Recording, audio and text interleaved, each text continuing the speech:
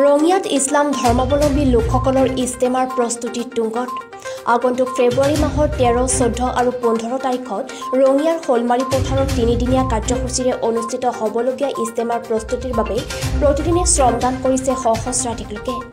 ৰাজ্যৰ 5খন জিলাসহ শ্বিলঙৰ কেইবা লক্ষ ইছলাম ধৰ্মাৱলম্বী লোকে অংশগ্ৰহণ কৰিব এই ইস্তেমাত।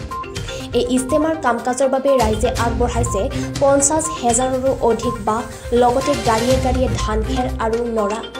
কেইবাশ বিঘা পথাৰত বৃহৎ আকাৰৰ পেণ্ডেল নিৰ্মাণৰ কাম চলি আছে।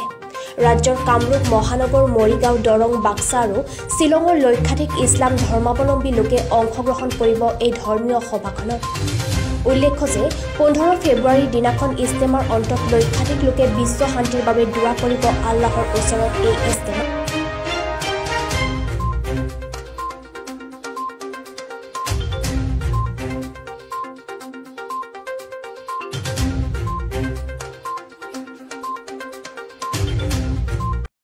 প্ৰথমে মই আমাৰ দিনদৰদী ভাইসকলক মোৰ তৰফৰ পৰাই সালাম জনাইছোঁ। আসসালামু আলাইকুম ৰহমতুল্লাহি বৰকাতুহু। লগতে এই ইস্তেমাৰ প্ৰাক মুহূৰ্তত যি ধৰণে কাম কাজ চলি আছে, এই কাম কাজৰ দ্বাৰাই আমি এই ইস্তেমাখন যাতে ৰঙিয়াত সুন্দৰভাৱে আয়োজন কৰিব পাৰোঁ, কৰ্মকৰ্তাসকলে চেষ্টা কৰিছে। প্ৰায় 30-35 বছৰ মূৰত আমি সৌভাগ্যক্ৰমে আজি ৰঙিয়াত ইস্তেমা পাইছোঁ আৰু এই ইস্তেমাৰ কাম খুব দ্ৰুতগতিত চলি আছে আৰু আগন্তুক সময়তো ঠিক এনেধৰণে চলি থাকিব। 13, 14, 15 তাৰিখে আমাৰ ইস্তেমা হ'ব, তিনিদিনীয়া কাৰ্যসূচী লৈ, আৰু ইয়াত বিভিন্ন অঞ্চলৰ বিভিন্ন ধৰণৰ আলিম ওলামাসকল আহিব, বুজুৰ্গসকল আহিব।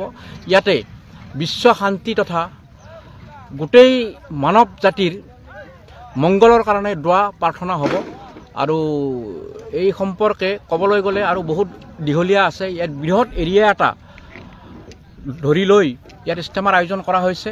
ইয়াত বিভিন্ন ধৰণৰ মানুহে বিভিন্ন ধৰণে শাৰীৰিক, মানসিক, আৰ্থিক আৰু অন্যান্য দিশেৰে সহায় সহযোগ কৰিছে আৰু এই সহায় সহযোগ ভৱিষ্যতে এই ইস্তেমাৰ কৰ্মকৰ্তাসকলে পাই থাকিম বুলি আশা কৰিছে। আৰু আমিও ইয়াত শ্ৰম দান কৰিম বুলি আমি ৰঙিয়া কেন্দ্ৰীয় মছজিদ লগতে ৰঙিয়া ৰাজু মাৰ্কেট কমপ্লেক্সৰ তৰফৰ পৰাই আজি আহিছোঁ। আৰু ইয়াত আমাক ৰঙিয়া টাউন হালকাৰ অধীনত সমূহ কৰ্মকৰ্তাখিনিয়ে খোৱা লোৱা পাইছেনে নাই আমাক খা খবৰ লোৱাৰ কাৰণে দায়িত্ব দিছে। এই দায়িত্ব নিষ্ঠা সহকাৰে আমি পালন কৰি আছোঁ আৰু পালন কৰিম আজি দিনটো। আৰু গোটেইখিনি কাম কাজত আমি সহায় সহযোগ কৰি আছোঁ ইতিমধ্যে, আৰু ভৱিষ্যতেও কৰিম। এনেধৰণে আমাৰ ইস্তেমাৰ প্ৰস্তুতিটো আমাৰ চলি আছে। আৰু ইয়াত ইস্তেমাত বিশেষকৈ বিভিন্ন ধৰণৰ ব্যক্তি আহি আমাক সহায় সহযোগ কৰিছে। আজি আমাৰ ইয়াতেও আজি আমাৰ ৰাজু মাৰ্কেট কমপ্লেক্সৰ তৰফৰ পৰাই আমাৰ কিছু হিন্দু ধৰ্মাৱলম্বী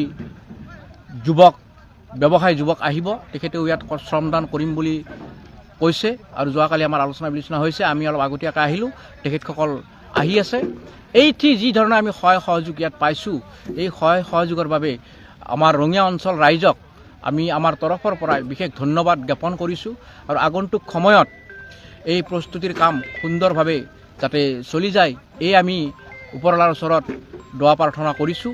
আৰু ক'ব খোজোঁ যে সদৌ শেষত আমি এই ইস্তেমা মঞ্চৰ পৰাই আজি আমি ওপৰৱালাৰ ওচৰত দোৱা প্ৰাৰ্থনা কৰিব বিচাৰিছোঁ বা কৰিছোঁ, যে মই মোৰ তৰফৰ পৰাও কৰিছোঁ যে গোটেই বিশ্বৰ মানৱ জাতিৰ ওপৰত এটা শান্তি সমপ্ৰীতি ঘূৰি আহক আৰু শান্তি সমপ্ৰীতিৰে যাতে ভৱিষ্যতে আমি এই বিশ্বৰ মানৱ জাতিটোৰ এটা ভৱিষ্যত আগবঢ়াই শান্তি শৃংখলাভাৱে আমি আগবঢ়াই নিব পাৰোঁ, এই দোৱা প্ৰাৰ্থনা কৰি মই